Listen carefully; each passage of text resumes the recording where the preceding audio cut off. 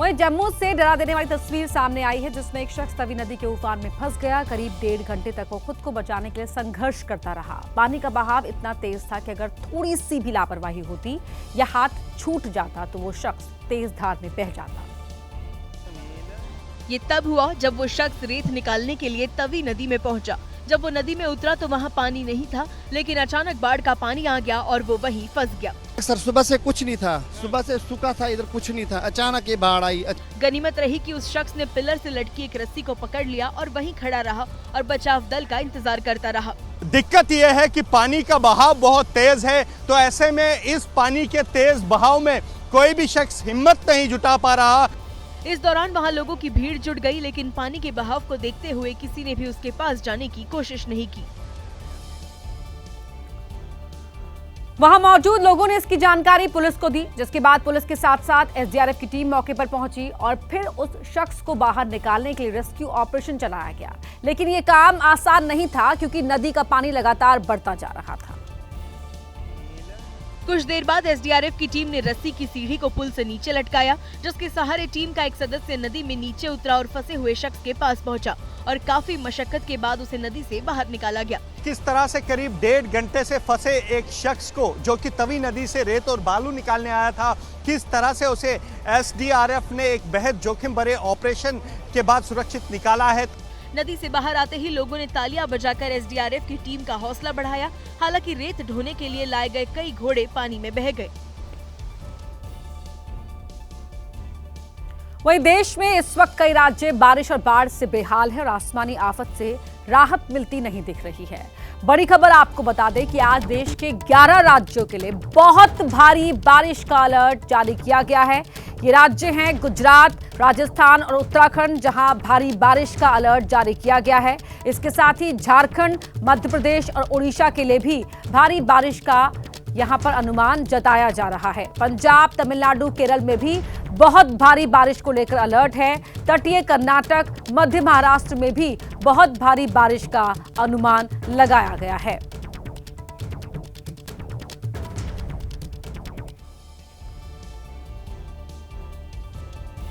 वहीं जम्मू कश्मीर ही नहीं बल्कि उत्तराखंड के कई इलाकों में भी बारिश आफत बनकर बरस रही है। बरसाती नाले उफान पर हैं। भारी बारिश ने लोगों के जनजीवन को पूरी तरह अस्त व्यस्त कर दिया है। इस बीच उत्तराखंड के हल्द्वानी में एक बड़ा हादसा हो गया। हल्द्वानी के कोतवाली क्षेत्र में फायर ब्रिगेड दफ्तर के पीछे बहने वाली नहर में एक कार अनियंत्रित होकर गिर गई। नहर में गिरते ही कार पलट गई और थोड़ा आगे बहकर एक पुलिया में फंस गई। इस दौरान कार के अंदर पानी घुस गया। इसकी जानकारी मिलते ही राहत बचाव दल मौके पर पहुंचा। काफी कोशिश के बाद कार को रेस्क्यू कर नहर से बाहर निकाला। जिस वक्त ये हादसा हुआ उस समय कार में 7 लोग सवार थे। इनमें से एक बच्चे समेत 4 लोगों की मौत हो गई, जबकि 3 लोग घायल हो गए, जिन्हें अस्पताल भिजवा दिया गया। वहीं उत्तर प्रदेश के कई इलाकों में भी जोरदार बारिश हो रही है। शामली में हो रही लगातार बारिश ने नगरपालिका की पोल खोल दी। नालों की वक्त पर सफाई नहीं होने की वजह से शहर की गलियां, सड़कें, हर तरफ पानी भर गया। यहां तक कि लोगों के घरों के भीतर भी पानी घुस गया, जिसकी तस्वीरें भी सामने आई, जहां भारी बारिश के बाद शहर के कई मोहल्लों, सड़कों पर 1 से 2 फीट तक पानी भर गया। गली हो या फिर मेन रोड, सभी पानी में डूबे नजर आए। जहां तक नजर गई, चारों तरफ सिर्फ पानी ही पानी दिखाई दिया। कई लोगों के घरों और दुकानों में बारिश का पानी घुस गया। वहीं सड़कों पर पानी जमा होने से लोगों का घरों से निकलना मुश्किल हो गया। 2 दिन से बारिश हो रही है, जिसकी वजह से जो व्यापार है वो बिल्कुल ठप हो चुका है और ये हालात आप देख ही सकते हैं। सड़क पर खड़ी कई गाड़ियों का आधा हिस्सा पानी में डूब गया, जबकि कई गाड़ियां बंद हो गईं, जिसके बाद लोग उन्हें धक्का देकर ले जाते दिखाई दिए। वहीं दिल्ली समेत देश के कई हिस्सों में मानसून की बारिश लोगों के लिए आफत का सबब बन चुकी है, जहां कुछ ही देर की बारिश के बाद हालात पानी पानी दिखाई दे रहे हैं। तस्वीरें देश की राजधानी दिल्ली की, जहां कुछ देर की बारिश के बाद हालात खराब होते दिखे। थोड़ी देर की बारिश के बाद सड़कों पर पानी भर गया और गाड़ियां पानी के बीच से गुजरती दिखी। थोड़ी देर की बारिश के बाद कई इलाकों में घुटने भर पानी भर गया और हालात अस्त व्यस्त दिखे। सड़क पर भरे पानी के बीच बच्चे मस्ती करने लगे, तो वहीं स्थानीय लोगों ने इस पर नाराजगी जताई। थोड़ी सी बारिश हुई थी और हाल देख सकते हैं आप, मेरे पीछे बच्चे नहा रहे हैं थोड़ी सी बारिश में दुनिया भर का यहाँ पानी भर गया है। यूपी के सोनभद्र में भी थोड़ी देर की बारिश के बाद हालात खराब होते दिखे। सड़कों पर पानी भर गया और लोगों को इसकी वजह से खासी दिक्कतों का सामना करना पड़ा। थोड़ी देर की बारिश ने प्रशासन और नगर पालिका के इंतजामों की पोल खोल कर रख दी। कई जगहों पर सड़क पर दरिया बहता दिखा, जिसके बीच से लोग गुजरते दिखे। यूपी के झांसी में भी बुधवार को मूसलाधार बारिश के बाद हालात खराब दिखे। तेज बारिश की वजह से कई इलाकों में जल भराव हो गया। लोग पानी के बीच से गुजरते दिखाई दिए। जगह जगह पानी भरने से यहाँ भी लोगों को भारी दिक्कतों का सामना करना पड़ा। साथ ही प्रशासन के तमाम दावे भी फेल साबित हुए। और बड़ी खबर का रुख कर रहे हैं दिल्ली, हरियाणा, वेस्टर्न यूपी में आज भारी बारिश का अलर्ट जारी किया गया है कि हिमाचल, जम्मू कश्मीर, लद्दाख में भी भारी बारिश के आसार है। छत्तीसगढ़, गोवा, असम, पश्चिम बंगाल में भी भारी बारिश संभव है। मेघालय, नागालैंड, मणिपुर, मिजोरम में भी भारी बारिश को लेकर ये अलर्ट जारी किया गया है। देश के 11 राज्य ऐसे हैं जहां पर भारी बारिश का अलर्ट जारी किया गया है। दिल्ली, हरियाणा में भी आज भारी बारिश हो सकती है। इसके अलावा पश्चिमी उत्तर प्रदेश में भी, हिमाचल, जम्मू कश्मीर, लद्दाख में भी भारी बारिश का अलर्ट जारी किया गया है। वहां पर भी ऐसा अनुमान है मौसम विभाग का। मेघालय, नागालैंड, मणिपुर, मिजोरम के लिए भी भारी बारिश का अलर्ट जारी किया गया है।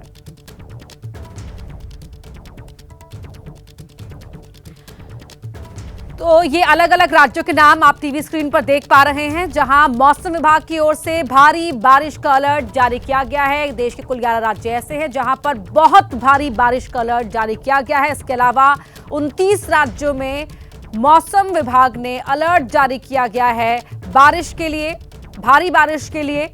और मेघालय, नागालैंड, मणिपुर, मिजोरम में भी भारी बारिश का अलर्ट जारी किया गया है।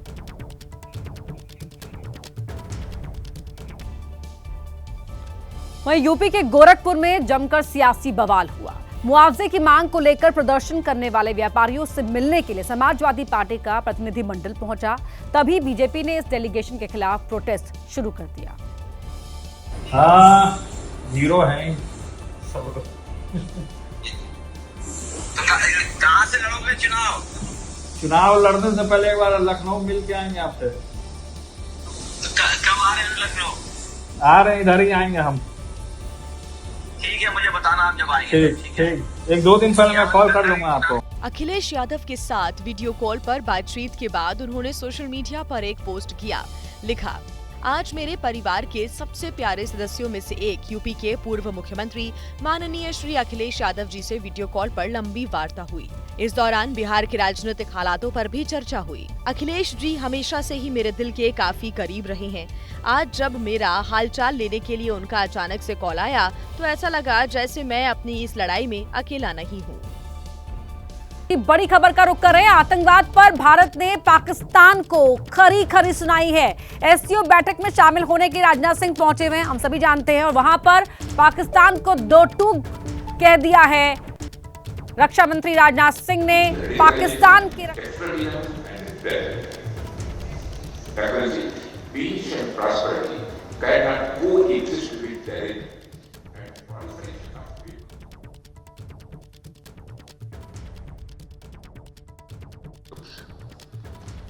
Dealing with these challenges require decisive action, and we must unite in our fight against these evils for our collective safety and security.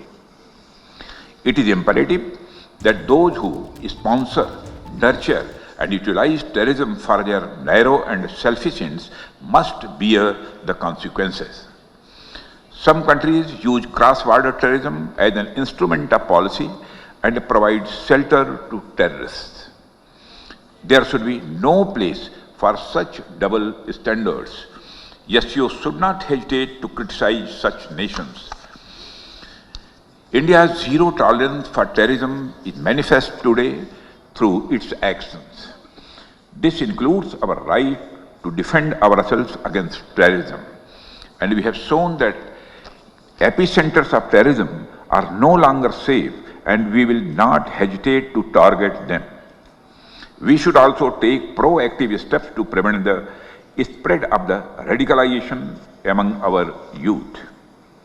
The RADS mechanism of SCO has played a significant role in this regard. The joint statement of the Council of SCO heads of the state on countering radicalization leading to terrorism, separatism and extremism, issued during India chairmanship, symbolizes our shared commitment. Excellencies, we should seek to counter the technology used by terrorists, including drones, for cross-border smuggling of weapons and drugs. In our interconnected world, traditional borders are no longer the sole barriers against threats, and instead we face an intricate web of challenges that range from translational terrorism and cyber attacks to hybrid warfare. These threats do not respect national boundaries, and they demand a unified response rooted in transparency, mutual trust and collaboration. India reaffirms its resolve to fight terrorism in all its forms and manifestations.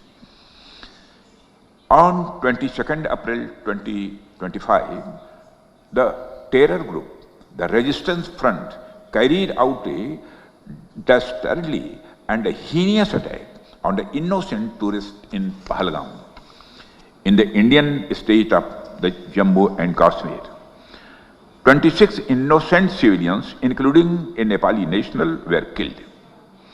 Victims were shot after they were profiled based on the religious identity.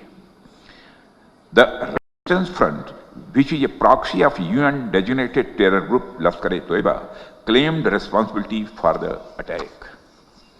The pattern of the Pahalgam terror attack matches with LET's previous terror attacks in India. In exercising its right to defend against terrorism and preempt as well as deter further cross-border terrorist attacks, India on 7th May 2025 successfully launched Operation Sindoor to dismantle cross-border terrorist infrastructure. We reiterate the need to hold the perpetrators, organizers, financiers and sponsors of reprehensible acts of terrorism, including cross-border terrorism, accountable and bring them to justice. Any acts of terrorism are criminal and unjustifiable regardless of their motivation, whenever, wherever and by whomsoever committed. SCO members must condemn this evil unequivocally. Excellency, India is committed to increasing its connectivity with the Central Asia. Better connectivity not only enhances mutual trade but also fosters mutual trust. However, in these efforts, it is essential to uphold the basic principles of the SCO Charter, particularly respecting the sovereignty and the traditional integrity of member states. India has been consistent and steadfast in its policy in support of peace, security and stability in Afghanistan. Our immediate priorities in Afghanistan include providing humanitarian assistance to Afghan people and contributing to Afghanistan's overall developmental needs. As Afghanistan's largest regional development partner, India continues to implement capacity building initiatives for the Afghan people. Excellencies, the COVID-19 pandemic has laid bare the fact that the pandemics recognize no boundaries and that no one is safe till everyone is safe. This is a warning sign of how non-traditional security challenges like pandemics, climate change, food and water security, and associated societal disruption can impact our people's lives.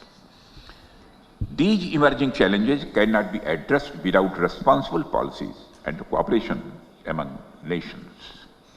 India's initiative on Coalition for Disaster Resilient Infrastructure aims not only at promotion of disaster resilient infrastructure, but also infrastructure risk management, standards, financing and recovery, etc.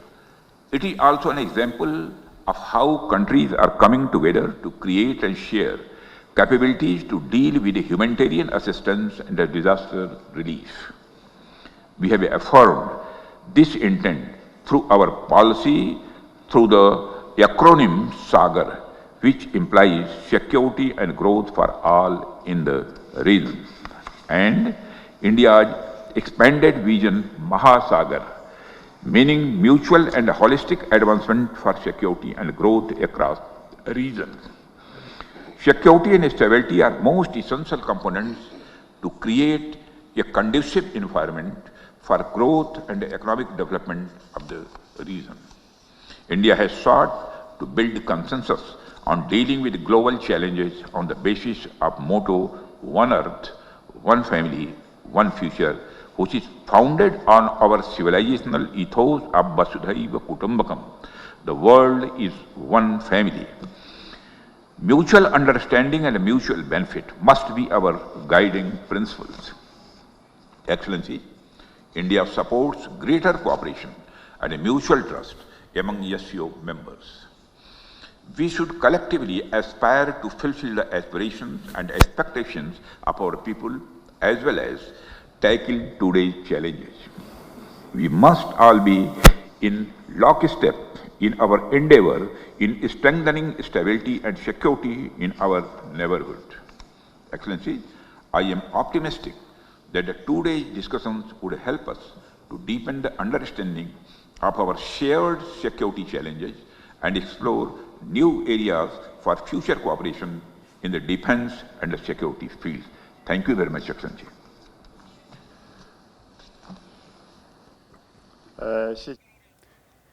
SCO का मंच यहाँ पर रक्षा मंत्री राजनाथ सिंह ने दो टूक सुनाया है पाकिस्तान को, जिस तरह से वो अपनी धरती का इस्तेमाल कर रहा है आतंकवाद को पनाह देने के लिए, भारत की सरजमीन में अपने नापाक मंसूबों को अंजाम देने के लिए। इसलिए पहलगाम हमले पर भी राजनाथ सिंह ने यहाँ बड़ा बयान दिया कि किस तरह से भारत ने आतंकियों के खिलाफ कार्रवाई की है, और ये सब कुछ हुआ है पाकिस्तान के रक्षा मंत्री की मौजूदगी में।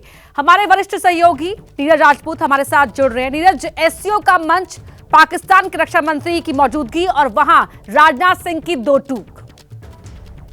बिल्कुल अपर्णा, आपने बिल्कुल ठीक कहा कि जो एससीओ बैठक चल रही है चिंगदाओ में चीन के, वहां पर पाकिस्तान के जो रक्षा मंत्री है ख्वाजा आसिफ, वो भी वहां पर मौजूद थे। लेकिन हमारे देश के रक्षा मंत्री राजनाथ सिंह ने भिगो भिगो कर पाकिस्तान को जो है वहां पर मारा है इस बैठक के दौरान, जहां पर चीन, रूस, ईरान सभी देशों के रक्षा मंत्री वहां पर मौजूद थे, क्योंकि एससीओ की बैठक चल रही है रक्षा मंत्रियों की।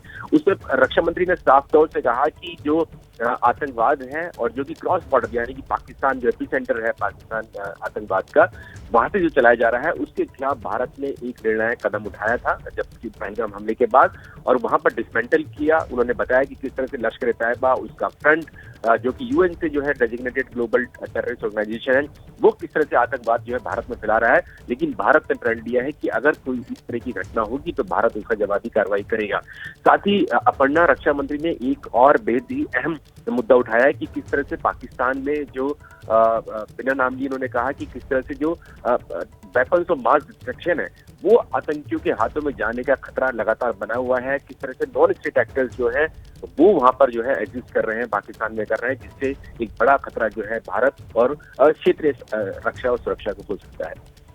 जी, बहुत धन्यवाद आपका इस पूरी बातचीत के लिए।